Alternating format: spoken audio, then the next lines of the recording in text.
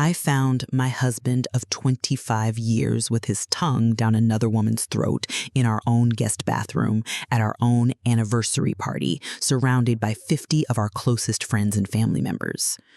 The woman wasn't a stranger. It was my sister's best friend, Rachel. The same woman who'd helped me plan this party, who'd given a toast about true love just an hour earlier, who'd looked me in the eye and said how lucky I was to have such a devoted husband. I stood in that doorway for exactly 10 seconds, watching my husband David grope the woman I'd trusted with my most intimate secrets, listening to her moan his name while our guests laughed and celebrated downstairs. Then I smiled. Because in that moment, I realized I had the perfect audience for the most spectacular revenge any cheating husband had ever received. If you've ever wanted to see a cheating spouse get exactly what they deserve in the most public, humiliating way possible, stay with me. Because what I did next didn't just end my marriage. It destroyed 2 reputations, ruined a friendship, and gave me the most satisfying moment of my entire life. My name is Margaret, I'm 48 years old, and this is how I turned my 25th anniversary party into my cheating husband's public execution. Let me tell you about the 25 years I spent building what everyone called the perfect marriage, never knowing that my husband was systematically betraying me with women who pretended to be my friends. David and I met in college when we were both 22. He was studying business, I was getting my teaching degree, and we were the couple everyone envied. He was handsome, charming, ambitious. I was the Dean's List student who everyone said would go places. You two are going to have the most amazing life together, our friends would say. You're like a power couple in the making. They were right in a way. Over 25 years, we built an incredible life. David became a successful real estate developer. I became a high school principal. And together, we created what looked like the American dream.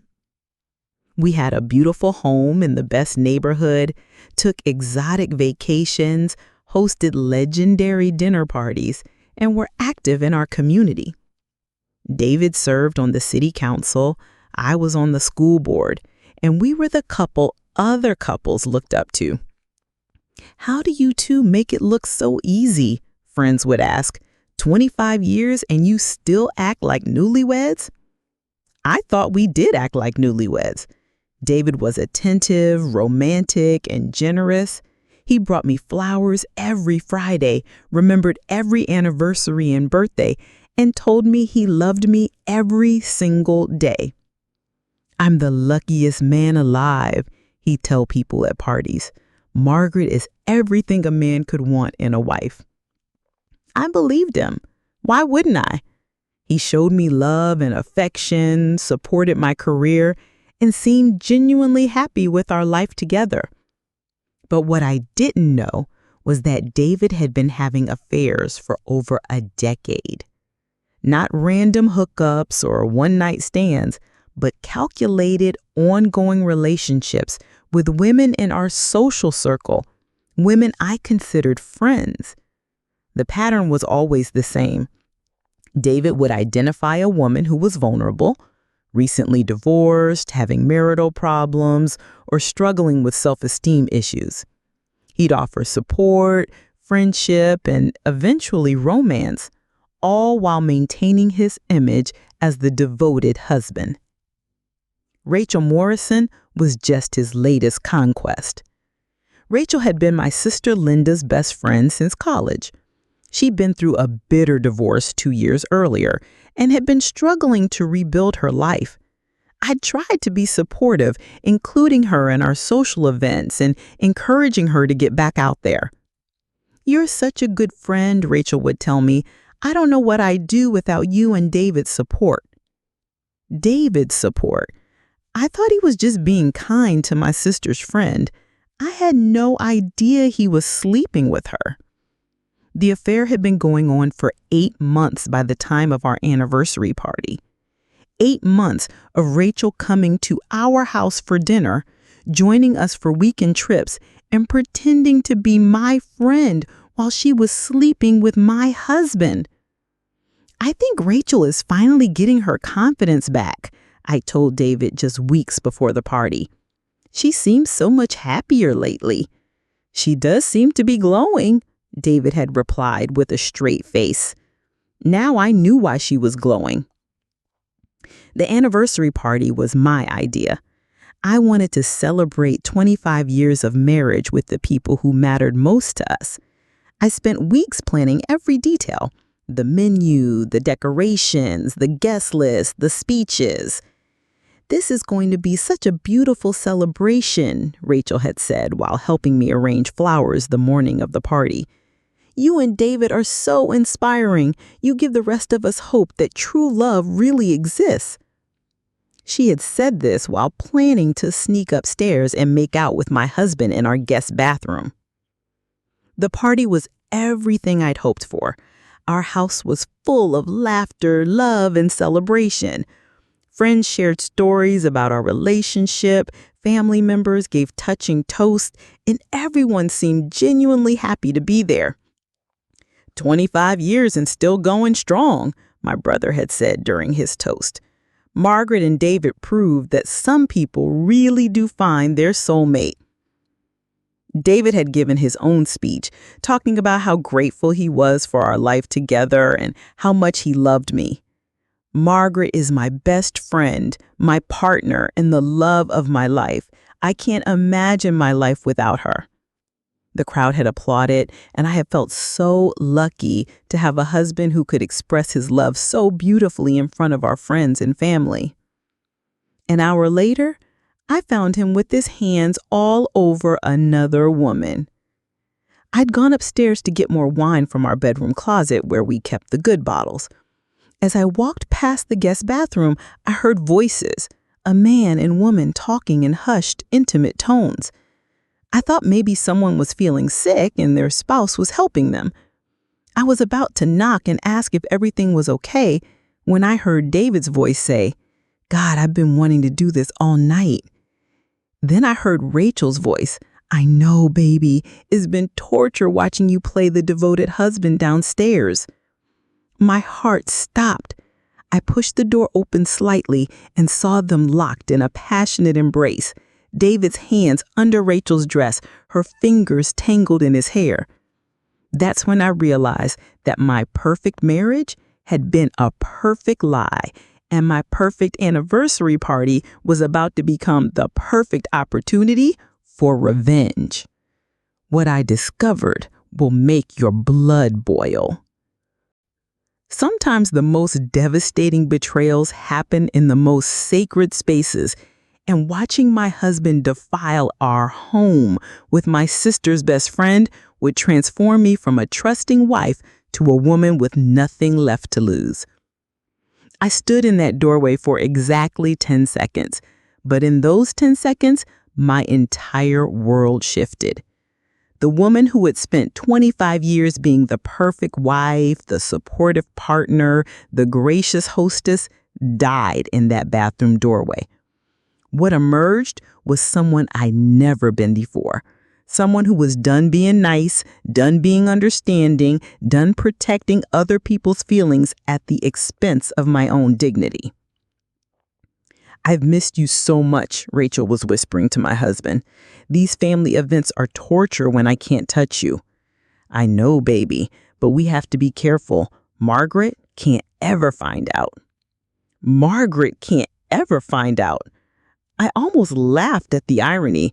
Margaret had just found out, and Margaret was about to make sure everyone else found out. I quietly closed the bathroom door and walked back downstairs to my anniversary party, where 50 people were celebrating my beautiful marriage to a man who was upstairs cheating on me with a woman I'd welcomed into my home. But instead of falling apart, instead of crying or screaming or confronting them privately, I felt something I'd never experienced before: a cold, calculating fury that sharpened my mind and steadied my hands. I looked around at our guests, our family members, our closest friends, our colleagues and neighbors, and realized that I had the perfect audience for the most public humiliation any cheating husband had ever received. "Margaret, this party is absolutely beautiful," my friend Susan said as I rejoined the group in the living room. "You and David are so lucky to have each other." "Thank you," I said with a smile that felt different on my face. "We certainly are." I spent the next 20 minutes moving through the party like a gracious hostess, making sure everyone had drinks, checking on the food, and accepting compliments on the celebration.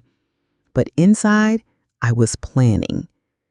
David and Rachel came back downstairs separately, about 5 minutes apart. David rejoined a conversation with his golf buddies, while Rachel made her way to the kitchen where my sister Linda was helping serve dessert. "You look flushed," Linda said to Rachel. "Are you feeling okay?"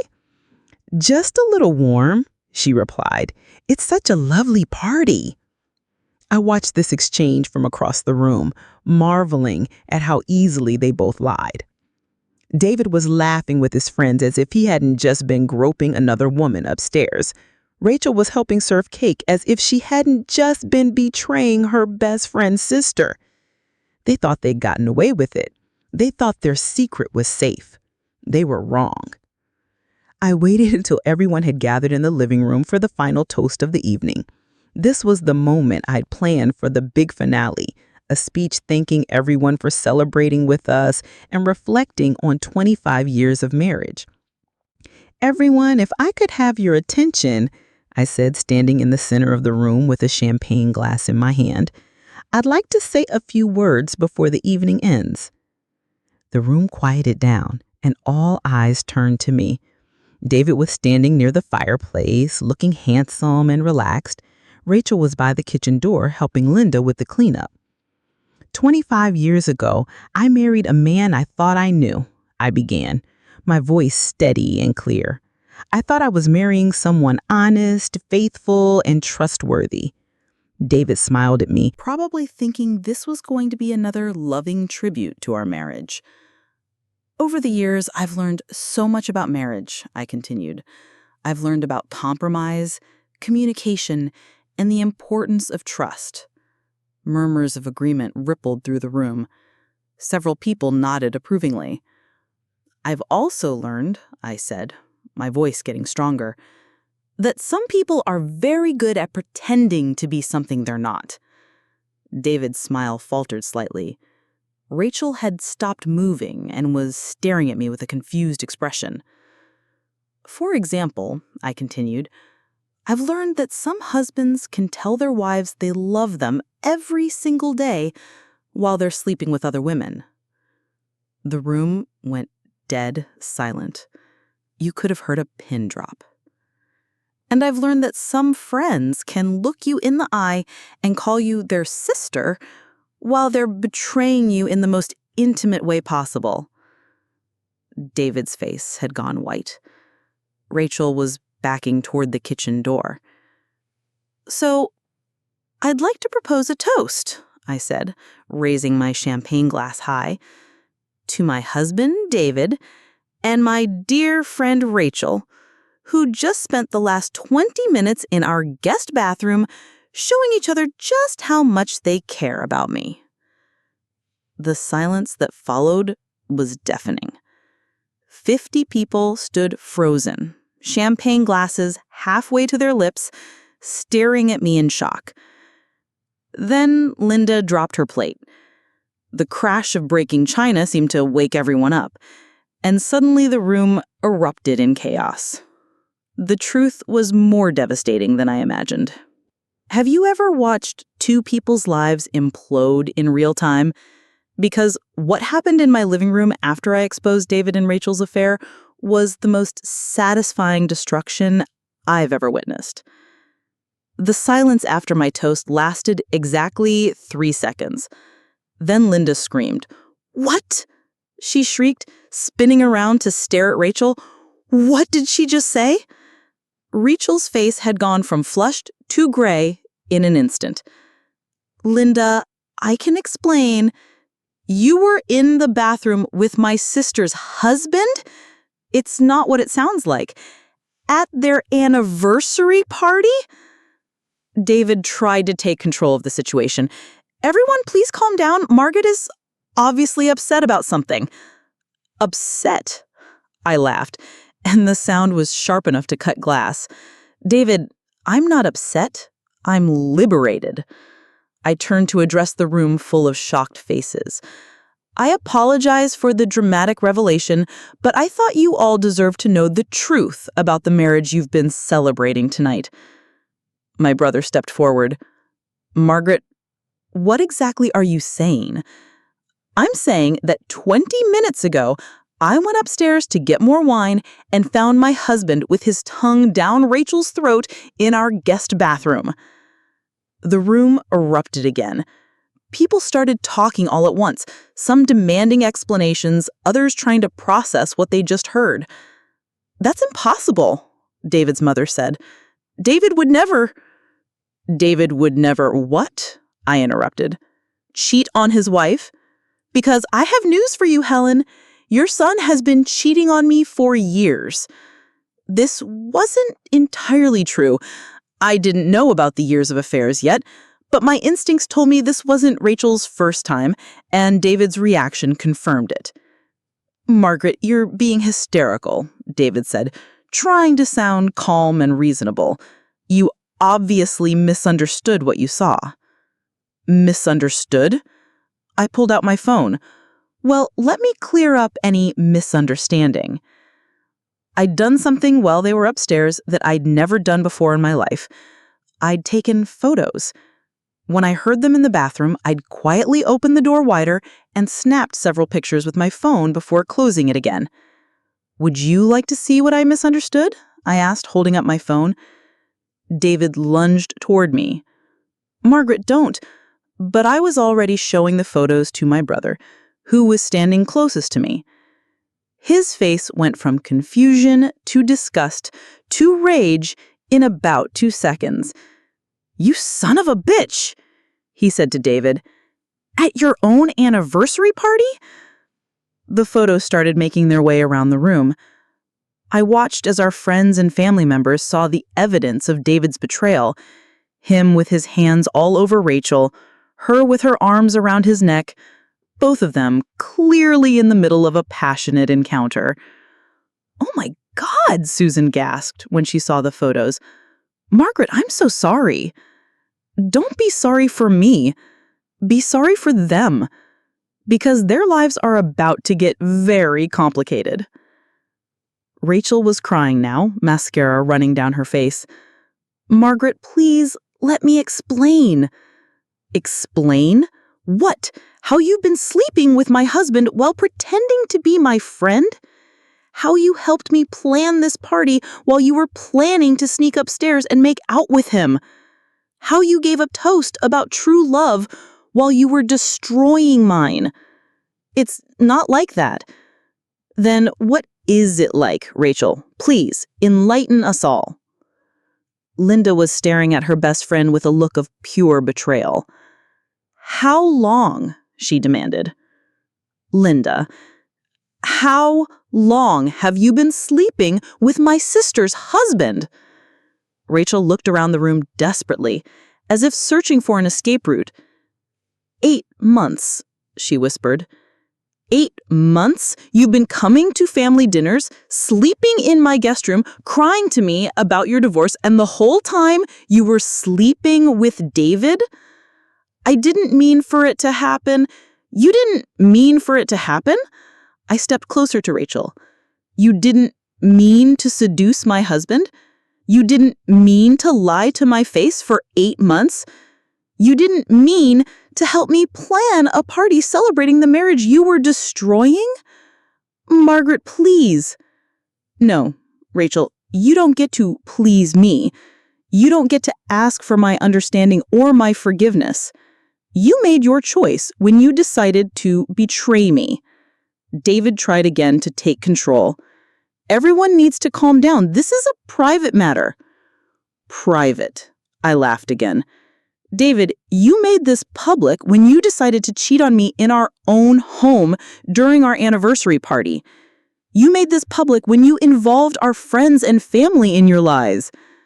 Margaret, we need to talk about this privately. We needed to talk privately 8 months ago. Now, we're talking publicly.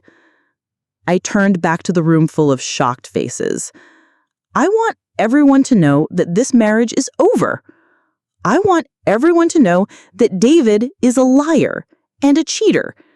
And I want everyone to know that Rachel Morrison is the kind of woman who destroys a friend's marriage for sport. That's not fair, Rachel sobbed. Fair? You want to talk about fair? Was it fair when you sat in my kitchen worrying about my marriage while you were the one destroying it? Was it fair when you helped me pick out this dress for tonight while you were planning to seduce my husband at my own party? The room was completely silent now, except for Rachel's crying. Get out, I said quietly. Margaret, get out, I screamed. Both of you, get out of my house and don't ever come back. David tried one more time. Margaret, this is my house too. Not anymore, it isn't. You can pick up your things tomorrow when I'm not here.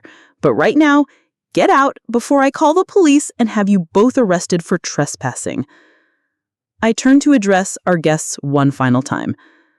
Thank you all for coming to celebrate what I thought was 25 years of marriage. I'm sorry the evening ended this way, but I'm not sorry you all know the truth. You won't believe what happened next.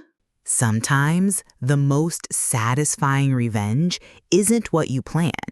It's watching your enemies destroy themselves after you've exposed their lies to the world.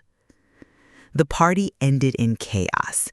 David and Rachel left together, which was probably the stupidest thing they could have done under the circumstances. Our guests filtered out in shocked silence, some stopping to hug me and offer support, others too stunned to know what to say. Linda was the last to leave. She stood in my kitchen, staring at the mess of half-eaten cake and abandoned champagne glasses, looking like she'd been hit by a truck. "I can't believe she did this to you," she said finally. "I can't believe I brought her into your life." "This isn't your fault, Linda. I've been defending her for months. When people said she was acting strange, when Mom said she seemed different, I told them they were being judgmental about her divorce. You couldn't have known. But I should have seen the signs. The way she always asked about David, the way she dressed when she knew he'd be around, the way she volunteered to help with anything involving your family." Linda was right. Looking back, there had been signs.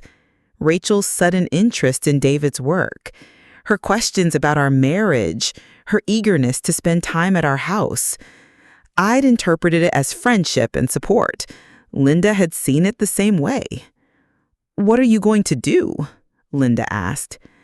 "I'm going to divorce him and make sure he pays for what he's done." "And Rachel?" "Rachel is going to discover that actions have consequences." Linda hugged me goodbye, promising to call the next day. After she left, I sat alone in my destroyed living room and started planning the next phase of my revenge. The first thing I did was change the locks.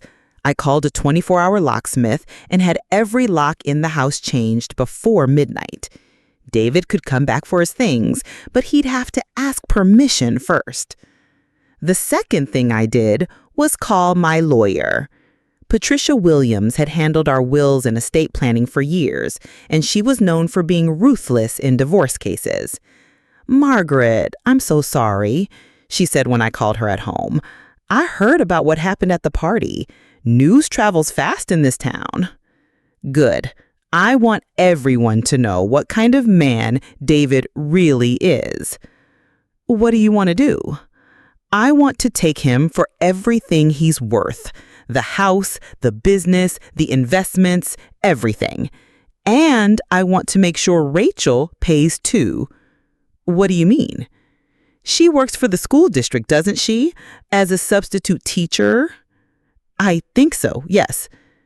Sleeping with a married man while working in a position of trust with children probably violates their moral conduct clause. Margaret, are you sure you want to go that route? It could get messy. Patricia, they made it messy when they decided to have an affair. I'm just making sure everyone knows about it. By Monday morning, the story of our anniversary party had spread through our entire town. David's real estate office was buzzing with gossip. Rachel's phone was ringing off the hook with calls from mutual friends demanding explanations. But the real damage was just beginning. I'd underestimated how much our social circle valued loyalty and honesty. David and Rachel weren't just dealing with embarrassment. They were being actively shunned by people who'd considered them friends. David's business partner called him into a meeting Monday afternoon. "David, we need to talk about this situation with your wife. It's affecting the business. It's a personal matter. Not when it's all over town. Not when clients are asking questions about your character. My personal life has nothing to do with my professional abilities. Doesn't it? If you can lie to your wife for 8 months, how do we know you won't lie to clients? How do we know you won't lie to me?" David tried to explain, but Tom wasn't interested in explanations. By the end of the week, David was forced to sell his share of the business at a significant loss. Rachel's situation was even worse. The school district launched an investigation into her conduct after several parents complained about having someone of questionable moral character around their children. "It's not illegal to have an affair," Rachel protested to the school board. "No, but it violates our moral conduct policy. Teachers are held to a higher standard in this community." "But I'm just a substitute." "You're a representative of our school system, and frankly, the community has lost confidence in your judgment." Rachel was terminated from her position and blacklisted from working in any school in the county. But the social consequences were the most devastating. Linda had told everyone in their friend group about Rachel's betrayal, and the women who'd once supported her through her divorce now wanted nothing to do with her. "I can't believe we felt sorry for her," one of them told Linda during one of their weekly coffee dates. "We were bringing her meals and inviting her to girls' nights while she was sleeping with Margaret's husband. She sat in my living room crying about how hard it was to trust men again. The whole time she was proving why women can't trust each other." Rachel found herself completely isolated. Her friends abandoned her, her job was gone, and her reputation in town was destroyed. David wasn't faring much better. His golf buddies stopped inviting him to their weekly games. His position on the city council became untenable when citizens started demanding his resignation. Even his own mother was ashamed of his behavior. "I raised you better than this," Helen told him during a tearful phone call. "How could you humiliate Margaret like that? How could you humiliate our family?" "Mom, you don't understand." "I understand perfectly. You threw away 25 years of marriage for a fling with a woman young enough to be your daughter." "Rachel isn't that young." "She's young enough, David, and foolish enough to think she could build happiness on another woman's pain." 3 weeks after the anniversary party, David called me, begging for a chance to talk. "Margaret, please, we need to discuss this like adults." "We're discussing it like adults through our lawyers." "This is destroying both our lives." "No, David, your affair destroyed both our lives. I'm just making sure everyone knows who's responsible." "Can't we work this out privately?" "You should have thought about privacy before you decided to cheat on me at our anniversary party." "The next part will restore your faith in justice." Sometimes the justice system actually works, and watching David's expensive lawyers fail to protect him from the consequences of his own actions was almost as satisfying as exposing his affair. The divorce proceedings began 6 months after the anniversary party. David had hired the most expensive divorce attorney in the state, clearly hoping to minimize the financial damage from our split. My lawyer, Patricia Williams, was less expensive, but infinitely more prepared.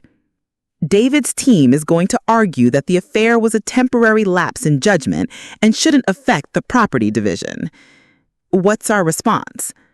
We're going to argue that David's pattern of deception and financial irresponsibility makes him unfit to manage marital assets. Pattern of deception? David, I've been doing some digging. Rachel wasn't David's first affair. My blood ran cold. What do you mean? I mean, David has been cheating on you for years. I found evidence of at least 3 other affairs over the past decade. Patricia showed me credit card statements, hotel receipts, and phone records that painted a picture of systematic infidelity. David had been using marital funds to wine and dine other women for years, while I believed we were saving for retirement. I had no idea. That's exactly why we're going to win this case. David used marital assets to conduct extramarital activities without your knowledge or consent. That's financial fraud. The evidence was overwhelming. David had been living a double life, using our joint accounts to fund relationships with multiple women, while I believed we were happily married. There's more, Patricia said. I've been in contact with 2 of his previous affair partners. They're willing to testify about David's pattern of deception and manipulation. They'll testify in court? They will. Apparently, David made promises to both of them about leaving you, then disappeared when they started pressuring him to follow through. They're not happy about being used. The first hearing was a disaster for David's legal team. Patricia presented evidence of his affairs, his financial deception, and his pattern of using marital assets for personal gratification.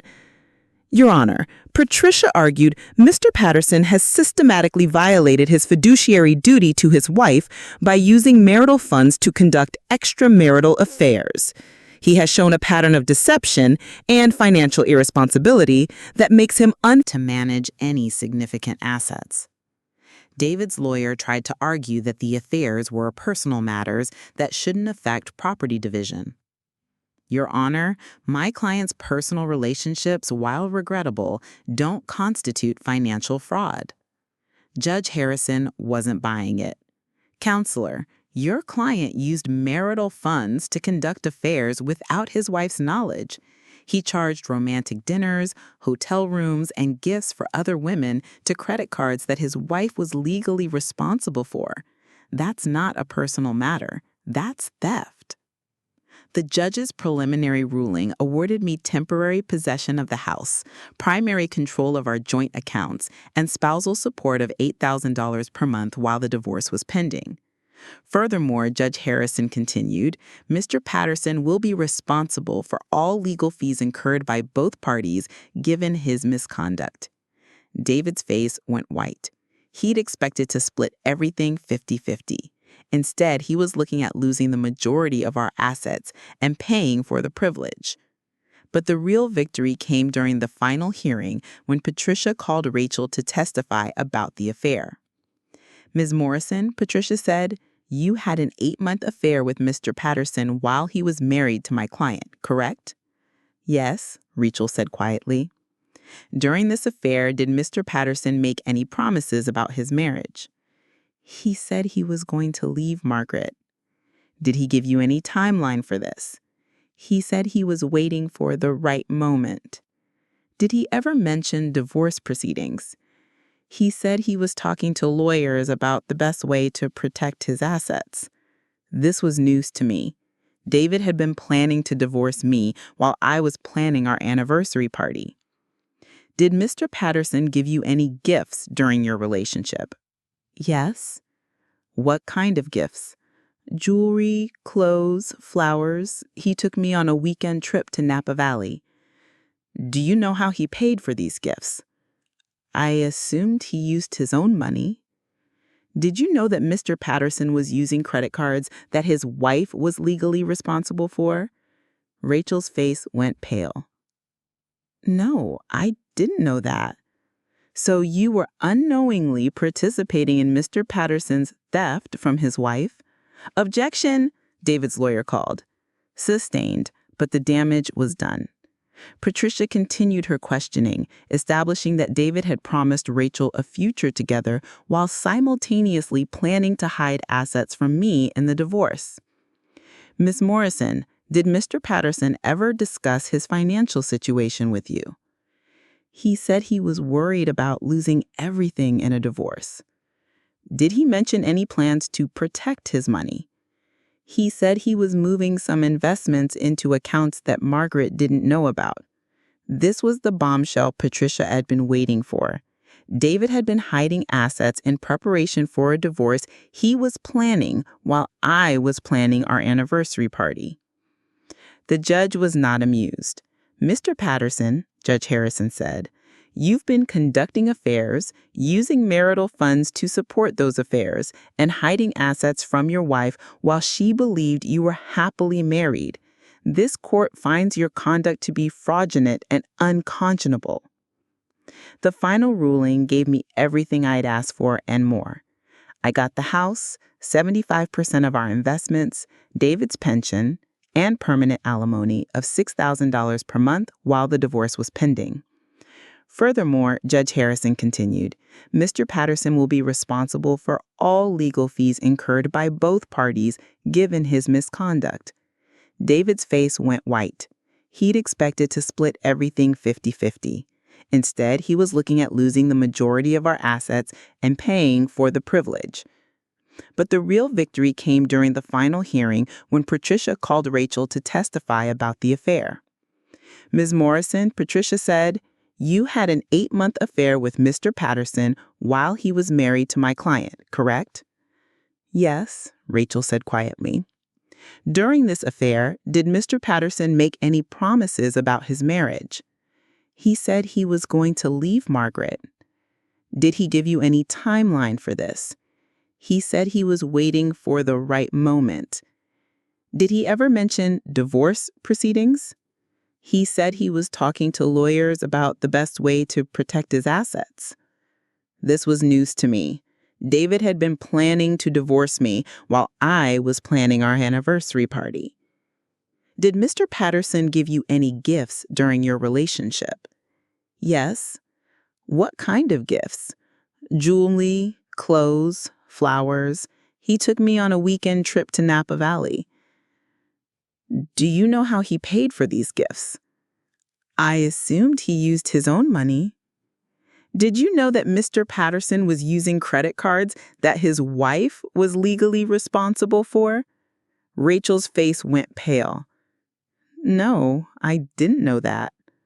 So you were unknowingly participating in Mr. Patterson's theft from his wife?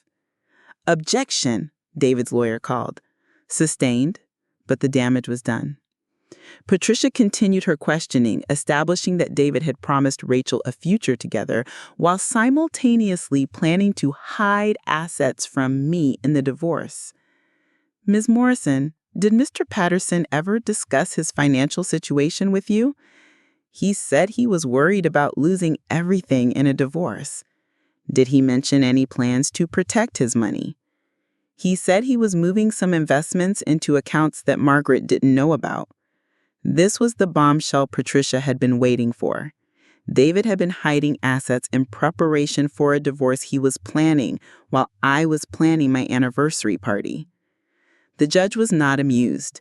Mr. Patterson, Judge Harrison said, you've been conducting affairs, using marital funds to support those affairs, and hiding assets from your wife while she believed you were happily married.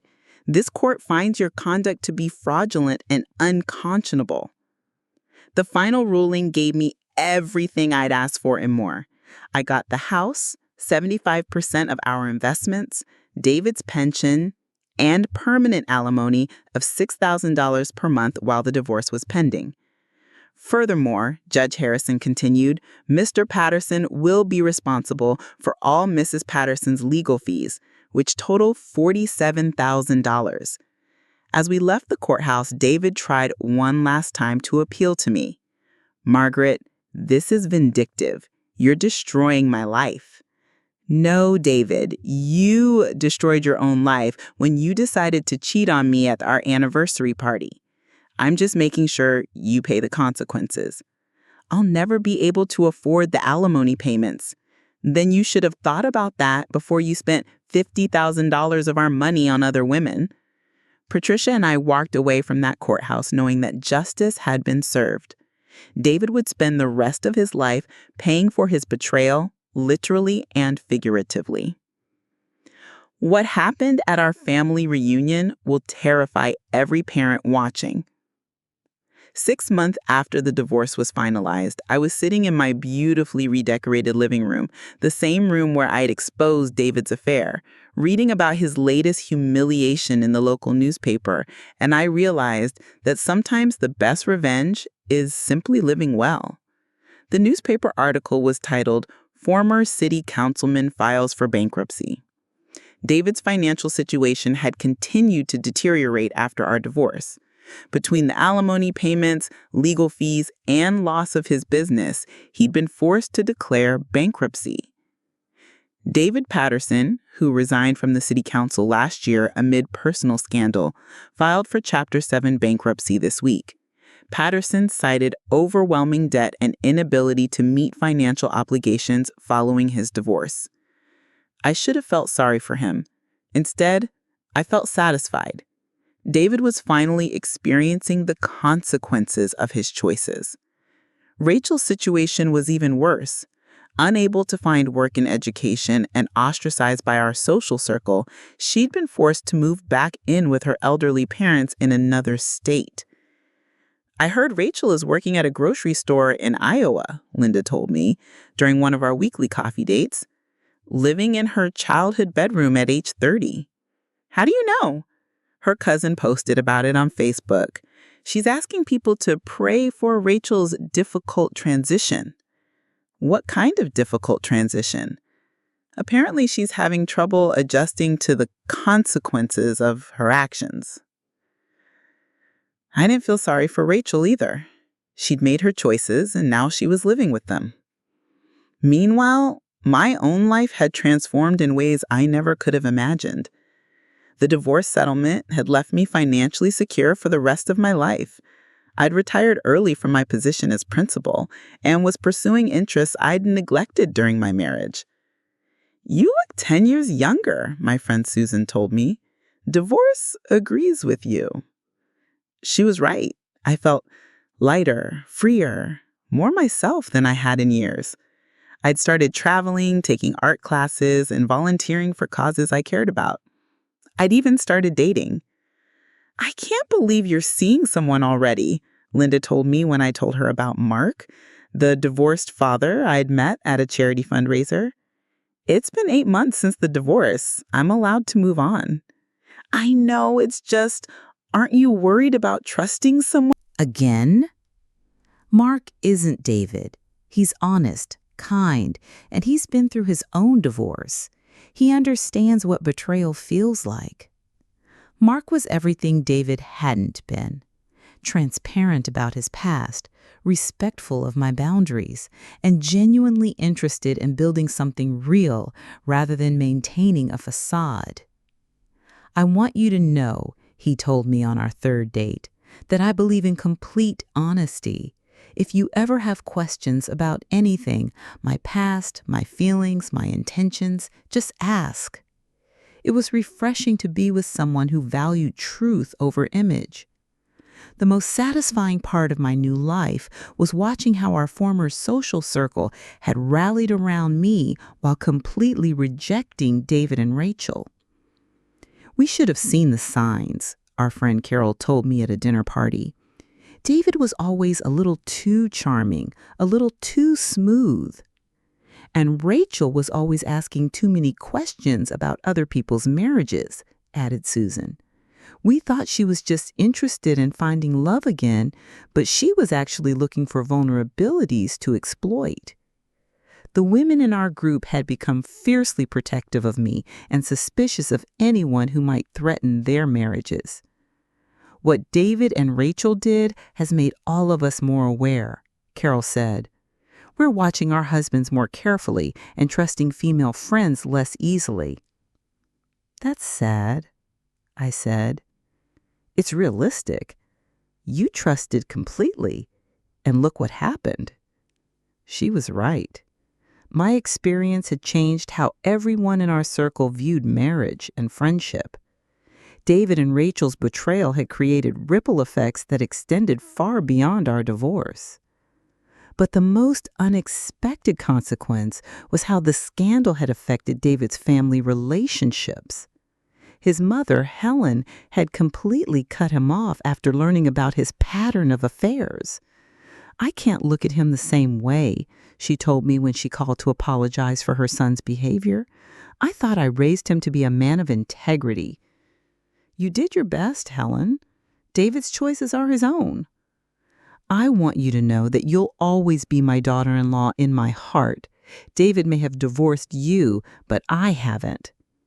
Helen had actually included me in her will and excluded David, leaving her estate to me and her grandchildren from David's brother. I don't want my money going to support David's next affair, she told her lawyer. Even David's brother had sided with me in the divorce. What David did was unforgivable, Mike had told me. You were family for 25 years. Rachel was a stranger. He chose wrong. The complete rejection by his family had hit David harder than the financial consequences. He'd lost not just his wife and his money, but his entire support system. He called me last week, Linda told me. He wanted me to ask you if you could consider reducing the alimony payments. What did you tell him?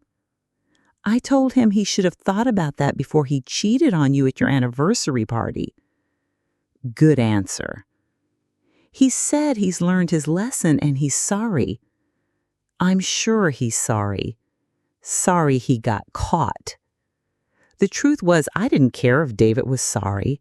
His apology couldn't undo 25 years of lies or repair the trust he destroyed. It couldn't give me back the years I'd wasted believing in our marriage. But I didn't need his apology anymore. I had something better. I had my freedom, my financial security, and the satisfaction of knowing that justice had been served. Do you ever miss being married? Mark asked me one evening as we watched the sunset from my deck. I miss being married to someone honest, I said. I don't miss being married to David. Do you think you'll ever want to get married again? Maybe. To the right person. Someone who understands that marriage is built on trust, not lies. Someone like me? I looked at Mark, this kind, honest man who'd been nothing but transparent since the day we met, and smiled. Maybe someone exactly like you. Don't miss the conclusion, where you'll discover how losing everything I thought I wanted gave me everything I actually needed. 2 years after my anniversary party became David's public execution, I'm standing in the same living room where I'd exposed his affair, but this time I'm hosting my engagement party to Mark, and I realize that sometimes the end of one story is the beginning of a much better one. The irony wasn't lost on me. The room where I'd discovered my husband's betrayal was now filled with friends celebrating my new beginning. But the love was real, the trust was earned, and the future was built on truth instead of lies. I can't believe you're getting married in the same house where you divorced David, Linda said, as she helped me arrange flowers. This house represents my victory, not my defeat, I replied. Why would I let David's memory taint the place where I rebuilt my life? Mark had proposed 6 months earlier, but we'd taken our time planning the engagement party. Both of us had been through difficult divorces, and we wanted to make sure that we were building something solid. I love how different this feels from your first marriage, my friend Susan observed. You and Mark are so honest with each other. She was right. Mark and I had built our relationship on complete transparency. We'd shared our financial information, our relationship histories, and our fears about trusting again. There were no secrets between us. Mark even gave me access to his phone and email accounts, not because I asked, but because he wanted me to feel secure. That's what real love looks like, Susan said. David never would have done that. The engagement party was everything my anniversary party should have been, a genuine celebration of love between two people who truly knew and trusted each other. Mark's children from his first marriage were there, along with my friends and family. Even Helen, David's mother, had come to celebrate with us. I'm so happy you found someone who deserves you, she told me, as we watched Mark interact with the guests. David never appreciated what he had. Thank you for being here, Helen. It means everything to me. You're still family to me, Margaret. You'll always be.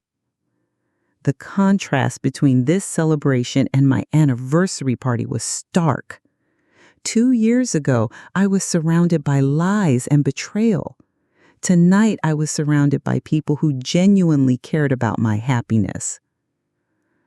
I want to make a toast, Mark said, raising his champagne glass, to Margaret, who taught me that it's possible to trust again, to love again, and to build something beautiful from the ashes of betrayal.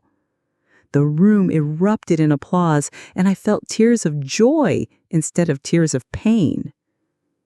2 years ago, I thought my life was over, I said when it was time for me to speak.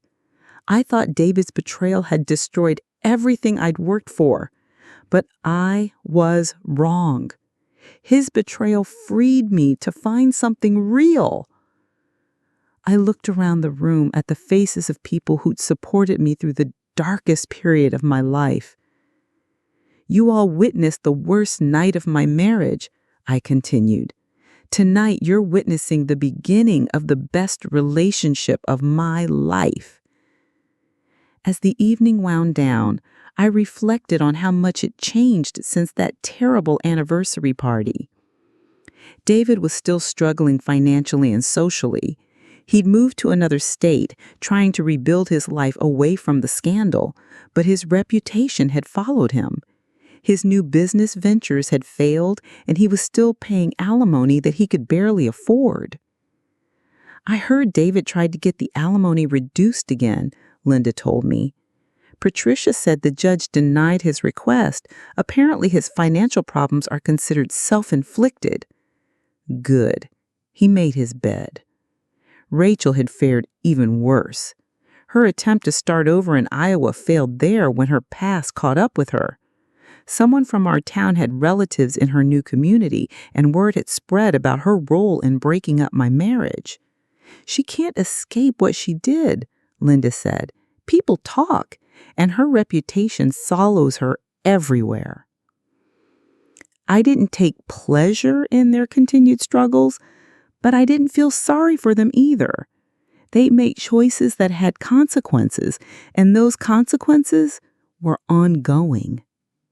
Meanwhile, my own life had flourished in ways I never could have imagined. The divorce settlement had given me financial freedom to pursue my passions. I'd started a nonprofit organization that provided support for women going through difficult divorces, helping them navigate the legal and emotional challenges I'd faced. You've turned your pain into purpose, Mark told me. That's one of the things I love most about you. The organization had helped dozens of women get fair settlements and rebuild their lives after betrayal. It was satisfying work that gave meaning to everything I'd been through. I'd also written a book about my experience, The Anniversary Party, How I Turned My Husband's Betrayal into My Greatest Victory.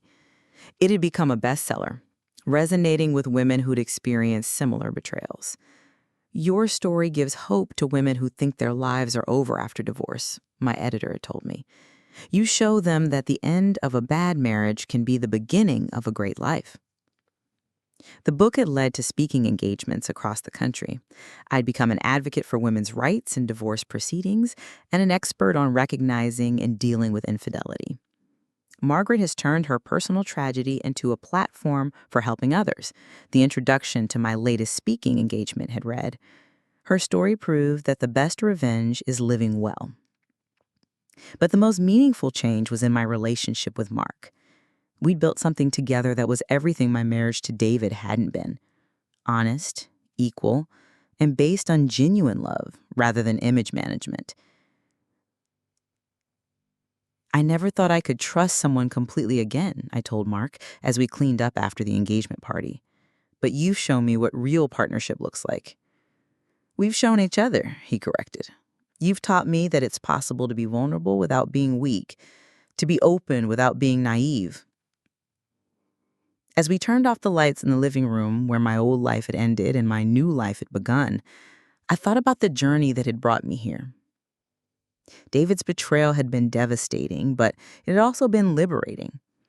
It had forced me to discover who I was without him, what I was capable of on my own, and what I truly deserved in a relationship. "Do you ever wonder what would have happened if you hadn't caught David that night?" Mark asked. "I try not to think about it," I said, "but I suspect I would have eventually discovered the truth. David wasn't careful enough to hide his affairs forever." "Are you glad it happened the way it did?" "I'm glad it happened publicly. David and Rachel thought they could betray me in private and get away with it. Making their betrayal public ensured that they faced real consequences. And it led you to me. It led me to myself first, then to you. Sometimes the most broken families become the strongest ones when they're rebuilt on truth instead of lies." 5 years after my anniversary party became the most talked about scandal in our town's history, I'm sitting in my home office responding to emails from women who've read my book and want advice about their own situations, and I'm amazed by how much strength can grow from the deepest betrayal. "Mrs. Patterson," one email begins, "I just finished reading your book, and I wanted you to know that your story gave me the courage to leave my cheating husband.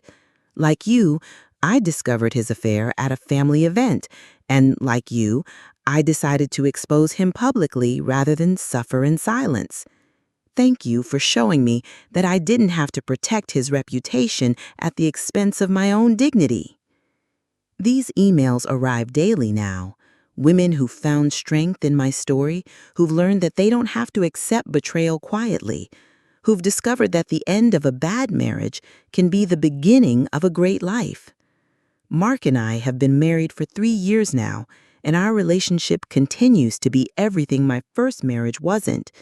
We're partners in every sense of the word, financially, emotionally, and intellectually. "You know what I love most about our marriage?" Mark told me on our last anniversary. "We chose each other with full knowledge of who we really are. There are no illusions, no pretenses, no secrets." He's right. Our marriage is built on truth, trust, and genuine compatibility rather than image and convenience. We've both been through betrayal, so we understand the value of honesty and the importance of protecting what we've built together. My nonprofit organization has grown into a national network with chapters in 12 states. We've helped over 500 women navigate difficult divorces and rebuild their lives after betrayal. "You've created something that will outlast all of us," my assistant tells me regularly. "The women we help today will help other women tomorrow." The organization has also become a platform for advocating for stronger laws protecting women in divorce proceedings. We've successfully lobbied for legislation that makes it harder for cheating spouses to hide assets and easier for betrayed spouses to get fair settlements. The Patterson Law, as it's known in legal circles, has changed how courts handle cases involving infidelity and financial deception.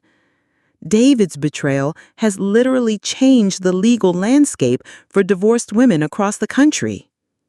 My book has been translated into 8 languages and has sold over 200,000 copies worldwide.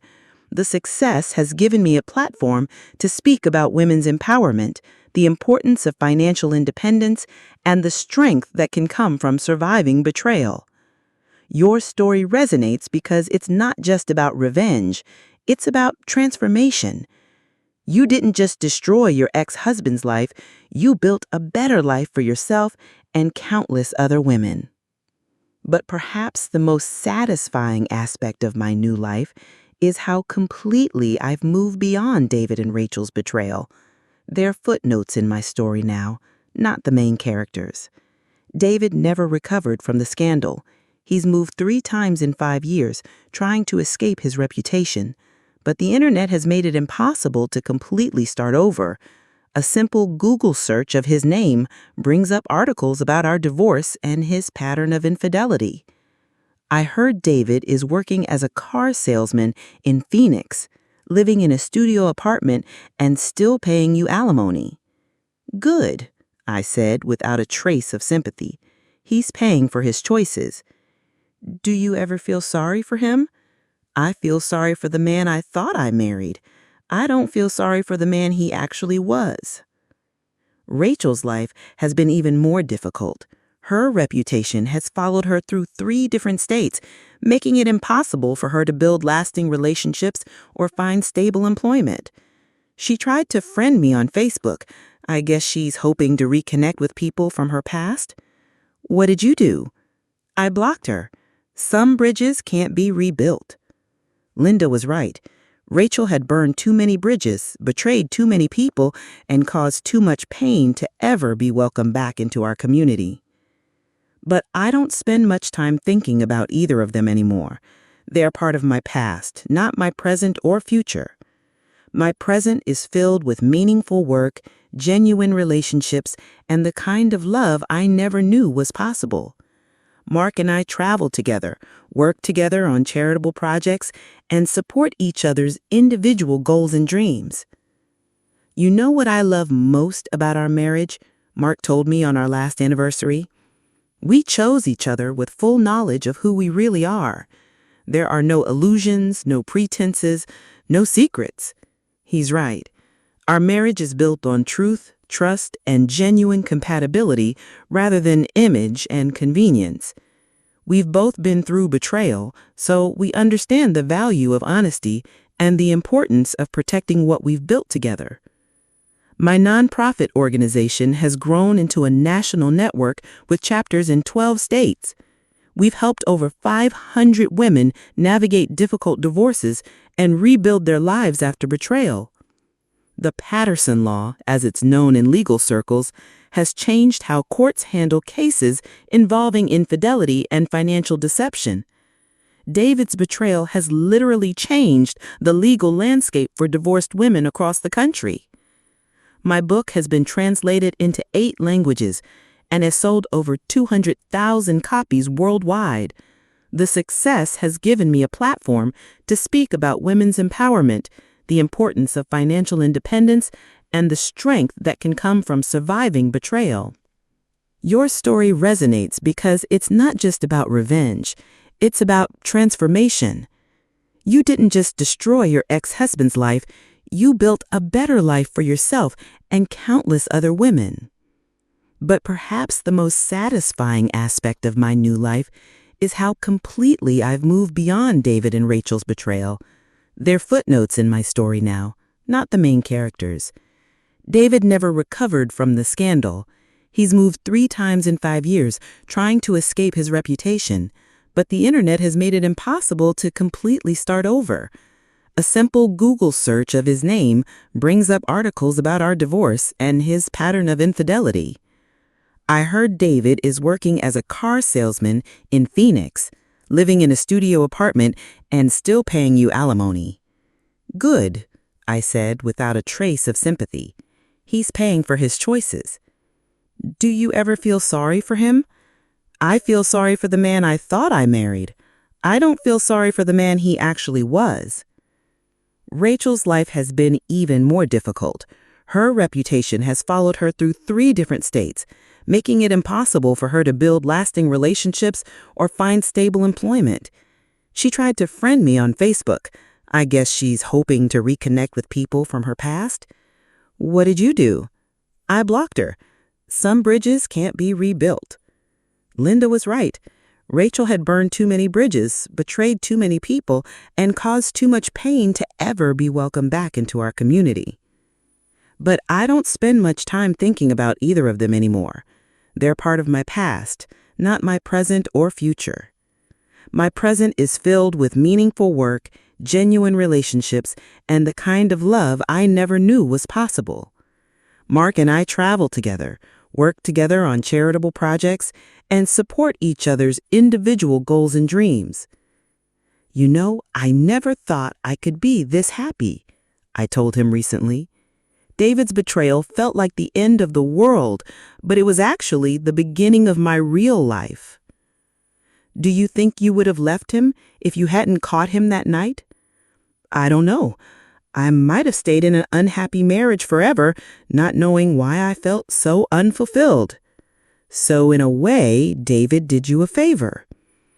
David did me the biggest favor of my life. He showed me who he really was, which freed me to find out who I really was. The woman I became after David's betrayal is stronger, wiser, and more authentic than the woman I was during our marriage. I'm no longer trying to maintain an image or protect someone else's reputation. I'm living my truth, pursuing my passions, and building relationships based on honesty rather than convenience. You inspire me, a young woman told me after one of my speaking engagements. You show that it's possible to not just survive betrayal, but to thrive because of it. Betrayal can be a gift, I told her. It forces you to discover your own strength, to build your own life, to stop depending on other people for your happiness. But doesn't it make you afraid to trust again? It makes me more careful who I trust, but it doesn't make me afraid to love. Mark has shown me that real love is possible when it's built on truth. As I finish responding to emails and prepare for another day of meaningful work, I think about the journey that brought me here. 5 years ago, I thought David's betrayal had destroyed my life. Instead, it had freed me to build the life I was meant to live. The anniversary party where I exposed his affair wasn't the end of my story. It was the beginning of my real story. The story of a woman who refused to be a victim, who turned her pain into power, and who discovered that sometimes the most devastating betrayals lead to the most beautiful transformations. David thought he was destroying me when he chose Rachel over our marriage. What he actually did was set me free to become the woman I was always meant to be. Strong, independent, and unafraid to demand the love and respect I deserve. Have you ever discovered a betrayal that changed your entire life? Have you found the strength to turn your pain into power? Share your thoughts in the comments below. Your story might inspire another woman to choose courage over comfort, truth over lies, and her own happiness over someone else's convenience.